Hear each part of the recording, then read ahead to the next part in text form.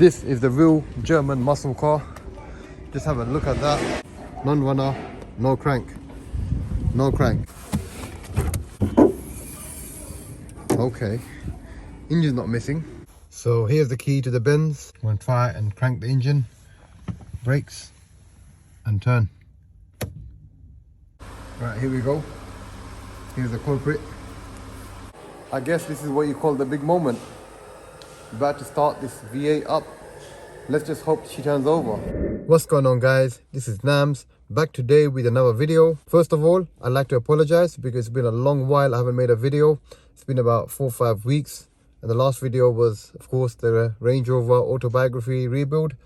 And I was supposed to make a part 2 of that, which I didn't even come around to doing because that month, December and January, we've been extremely busy. I can't explain to you how busy we've been. I've had to park the car aside and it's still parked up right now. But don't worry, next week I'll be filming that car again.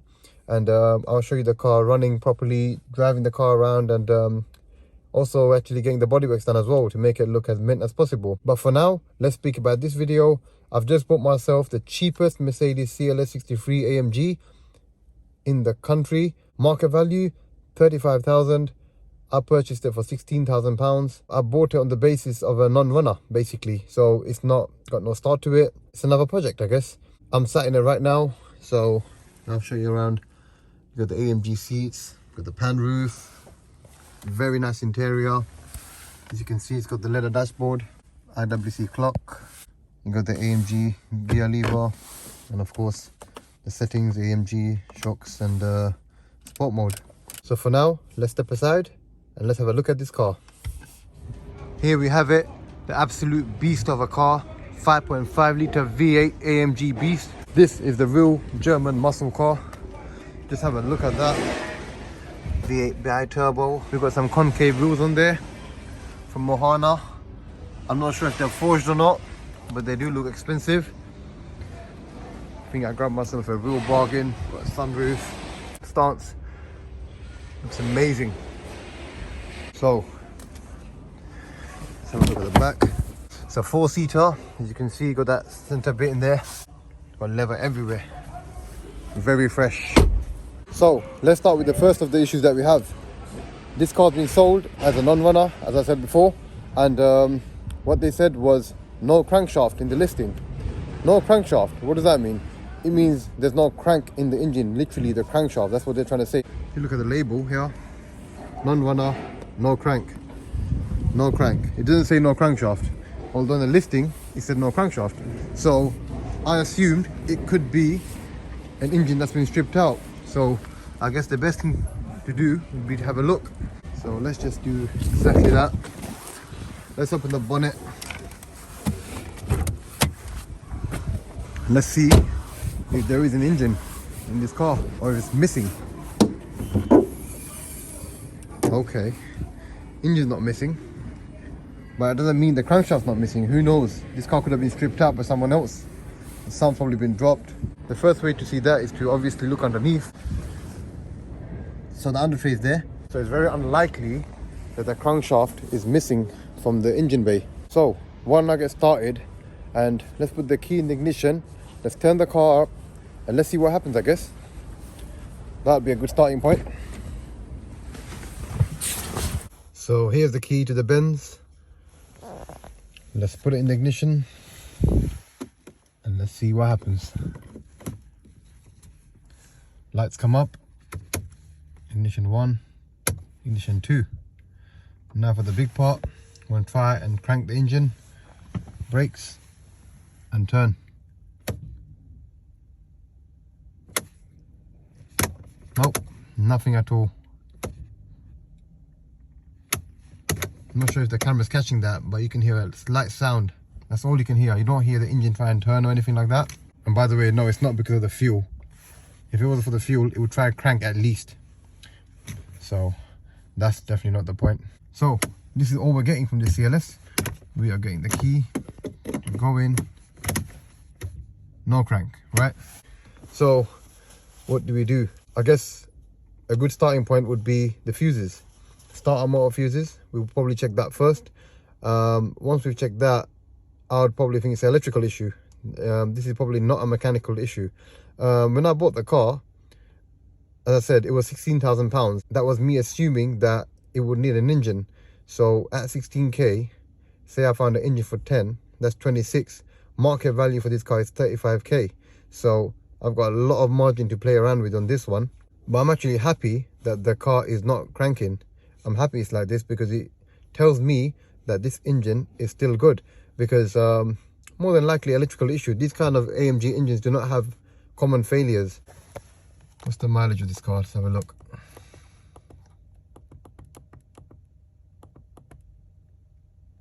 $46,746. That is pretty low miles for a car of its age, 14 plate. So it's pretty low miles. It's been serviced regularly. I think I'm going to get this car into the workshop now, put it on the ramp, and I'll check the fuses out, check the starter motor, and of course scan for fault codes.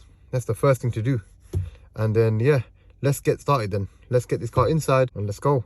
I might be excited to drive the Walkaround after I fixed it, but trust me, nothing's more exciting than driving a 5.5 litre V8 beast like this. What's going on, guys? A few days later, we've got the car in the workshop now. It's up on the MOT ramp. So let's have a look at this car and let's see what we're gonna do. Our initial plan is basically to take the undertray covers off, these ones, and locate the starter motor, because we suspect that there's an issue with the starter motor currently, because we checked all the fuses, they seem fine. Remember, when you turn the key, nothing's happening to the car. So yeah, let's get these covers off and let's see where we are.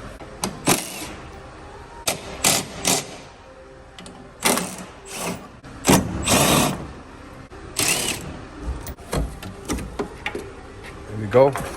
First covers off, exposing the transmission. Now for this one, and then to locate the starter motor. So we just dropped the car back down to attach the probe to the battery, and we're going to use the probe on the starter motor to try turn it manually. What a monster. Look at that stance, especially with them alloys. A real beast. Beautiful machine. See what's going on underneath. All right, so now we've got the probe into the, is that the live wire? Yeah. Live wire of the starter motor. So if you turn the ignition now. Start it. As you can see, it goes red, but nothing happens from the starter motor. So that's indicating we've got a faulty starter motor. Do that one more time. And on. Start. As you can see, it goes red, but there's nothing from the starter motor.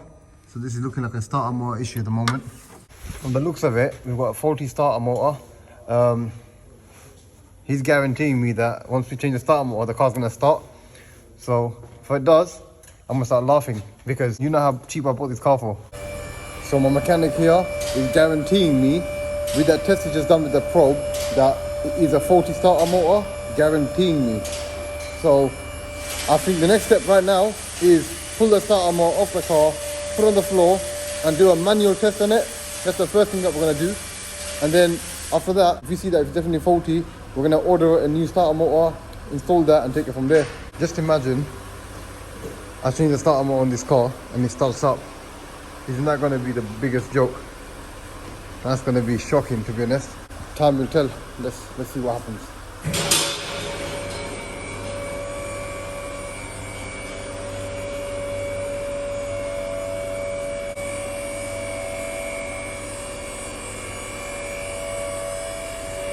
We just pulled the starter motor halfway done.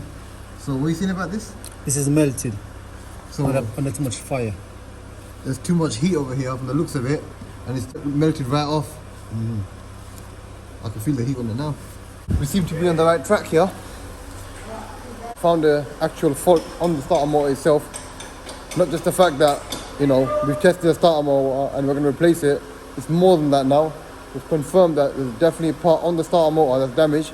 So whether the car starts off with this or not, I can tell you for sure, starter motor needs replacement. By the way, if any of you are interested, here we have another Range Rover 4.4 TDV8, 3 litre TDV6 for head gasket repairs. Look at this monster of an engine. with a gearbox as well attached to it. Here's the real monster in the garage right now, the 5.5 litre V8. About to have the starter motor drop down. Right, here we go. Here's the culprit. So what seems to be the issue? This one. What's this, the solenoid? Yeah. Okay. But this is burn as well. That's burnt as well? Yeah, yes, it's burn as well. It's meant to be straight, you see it? Oh, it's meant to be straight, is it? Yeah. There's a bearings, Okay. the bearings behind here. Okay, I see. Bearings, yeah. So the bearing inside there's damage, so let's cause that to go bent. So without a doubt, we've got a faulty part here, which needs replacing. Let's have a look at this. It's Bosch. It's gonna have some Mercedes numbers in there, there you go. So, just need to punch that up in my computer and see what comes up.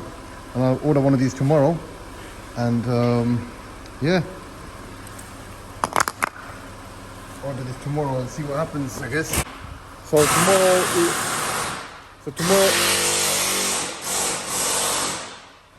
tomorrow is Tuesday.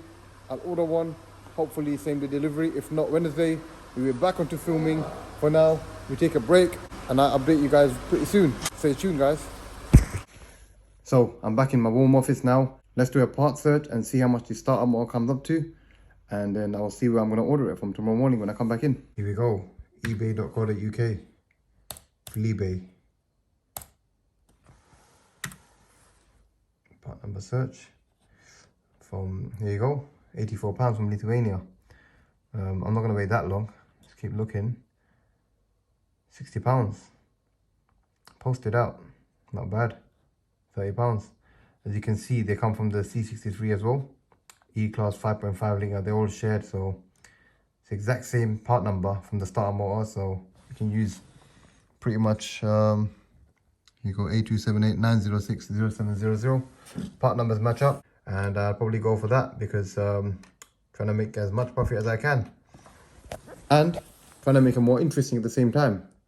It's easy to call the dealers up and order a brand new starter motor. I don't want to do that. I want to get a used one, put a used one in and start this car up and make another amazing video. Look forward to it, guys.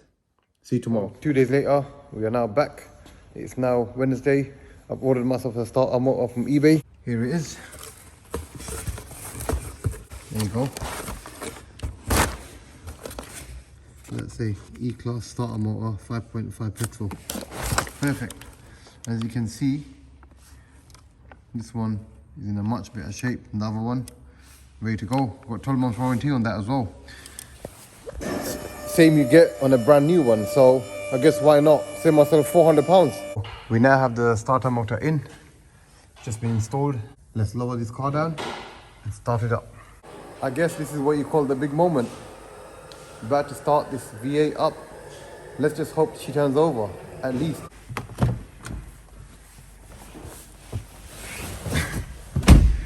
Here we go. Let's do this.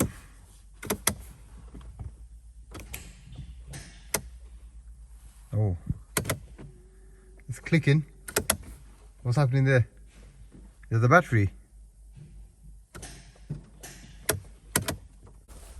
So unfortunately, it seems like the car is not starting up still, but as you can see, you can hear the clicking sound. So the starter motor is definitely activating at the moment. What we're gonna do now is do a manual check on the crank and turn it, see if this engine's seized up or not. It does seem like it's seized up.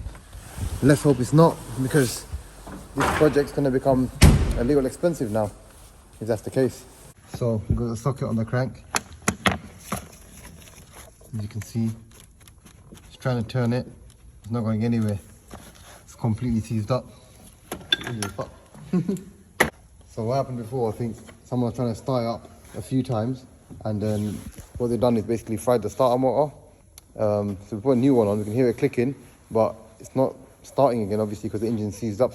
So what's the solution? There's only one solution, and that is to remove the engine, strip it down, see what's wrong with it, and start a rebuild process. So I guess this is where we are with this beast. This engine needs to be pulled out first, inspect, and take it from there, really. So guys, unfortunately, this project has now got to come to a stop, for now anyway. I'll be back onto my Range Rover next week as I'm just clearing up space slowly. This is basically in the queue now. What I intend to do next is basically remove the engine from the car and inspect for damages, see if it's worth a rebuild on it, as it is a big V8. It depends.